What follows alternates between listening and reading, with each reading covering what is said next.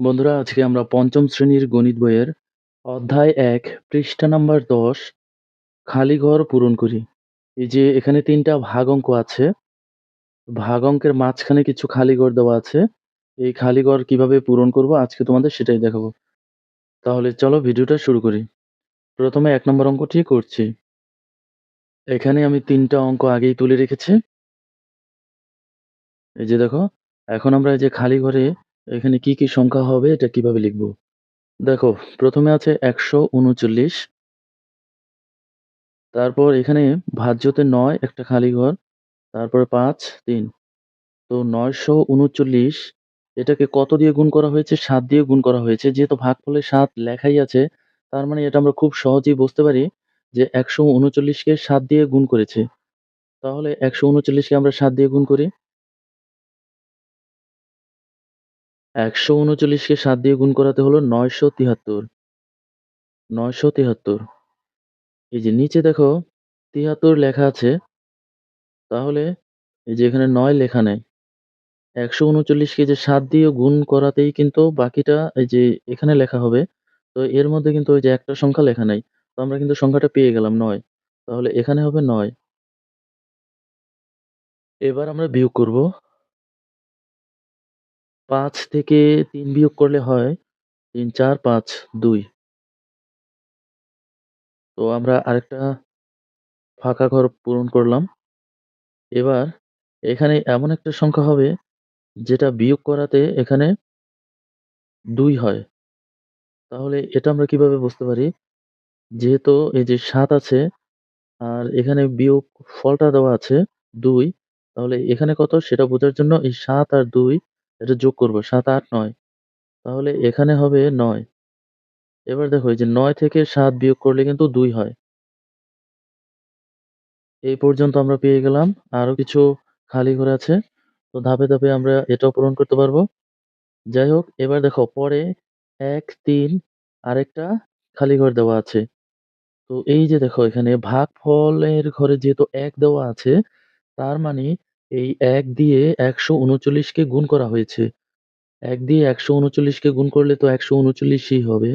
এখানে দেখো ১ আর ৩ দেওয়া আছে। এই ৯ এখানে বসবে। এবার আমরা বিয়োগ করব। ৯, ১০, ১১, ১২, ১৩। তাহলে এখানে হবে ৪। এই ১ এখানে চলে আসলো। তাহলে ৪, ৫, ৬, ৭, ৮, ৯, ১০, ১১, ১২, ৮ এখানে রেখে এখানে চলে আসলো। ২ দিয়ে মিলে গেল ০। দেখো, ১ম টা কিন্তু আমরা সমাধান করে ফেললাম। আশা করি বুঝতে পেরেছ? এবার ২ নাম্বার অঙ্কটি আমরা দেখি। দেখো, এখানে আছে ৩২৫ আর ভাগফলের ঘরে ৬ দেওয়া আছে। তার মানে আমরা খুব সহজেই বুঝতে পারছি ৩২৫ কে ৬ দিয়ে গুণ করা হয়েছে। তাহলে ৩২৫ কে আমরা ৬ দিয়ে গুণ করি। তাহলে ৩২৫ কে ৬ দিয়ে গুণ করাতে হলো ১৯৫০। তো এখানে ১ লেখা আছে, ৯ লেখা নাই। তাই এখানে হবে ৯। ৫ লেখা আছে, এখানে ০। তো এই পর্যন্ত আমরা পেয়ে গেলাম। এবার আমরা বিয়োগ করব। ৭ থেকে ০ বিয়োগ করলে ৭। তারপরে এখানে ৫, ৬, ৭, ৮, ৯, ১০, ১১, ১২, ১৩, ১৪, ৯। ৯ লেখাই আছে। তো এখানের ১ এখানে চলে আসলো। ১০, ১০ এর ১০ মিলে গেল ০। লিখতে হবে না। আবার এখানের ১ এখানে চলে আসলো। ২ এ ২ মিলে গেল ০। তাহলে ৯৭ এটা থেকে এটা ছোট হয়ে যায়। এবার এই ৫ কেটে আমরা এখানে বসিয়ে দেব। এবার হলো ৯৭৫। এবার এই ৯৭৫ আর এখানে আছে ৩২৫। এটা কত দিয়ে গুণ করলে যাবে? এটা আমরা কিভাবে বের করব? এর আগে যে ভাগ অঙ্কগুলো দেখিয়েছি, যে বড় সংখ্যার ভাগ কিভাবে করতে হয়, এটার জন্য আমরা এই যে এখন ৩২৫ কে কত দিয়ে গুণ করব? এটা বোঝার জন্য এই যে ১ম সংখ্যা ৩ নিলাম আর এখানের ১ম সংখ্যা ৯ নিলাম। এই ৯ কে আমরা ৩ দিয়ে ভাগ করব। ভাগ করলে যেটা হবে সেটা দিয়ে এই ৩২৫ কে গুণ করলে মিলে যাওয়ার সম্ভাবনাই সবচেয়ে বেশি। ৩ একে ৩, ৩ দুগুণে ৬, ৩ তিরিকে ৯, ৩ বার। তাহলে ৩২৫ কে যদি ৩ দিয়ে গুণ করি তাহলে মিলে যাওয়ার একটা সম্ভাবনা আছে। দেখি আগে ৩২৫ কে ৩ দিয়ে গুণ করব। দেখো, উপরে হচ্ছে ৯৭৫ আর ৩ দিয়ে গুণ করাতে ৯৭৫। মিলে গেছে। তাহলে এই যে ৯ এখানে একটা ফাঁকা ঘর আছে, খালি ঘর। তো এখানে আমরা এই ৭ বসিয়ে দেব। আর ৫ লেখাই আছে। তো এটা ৩ দিয়ে গুণ করাতে যেহেতু হয়েছে তাহলে এখানে হবে ৩। এবার বিয়োগ করাতে হলো ০। আশা করি বুঝতে পেরেছ? এবার আমরা ৩ নম্বর অঙ্কটি করব। দেখো, এখানে ভাজকের ঘরেই ১ম একটা খালি ঘর দেওয়া আছে, তারপরে ৩।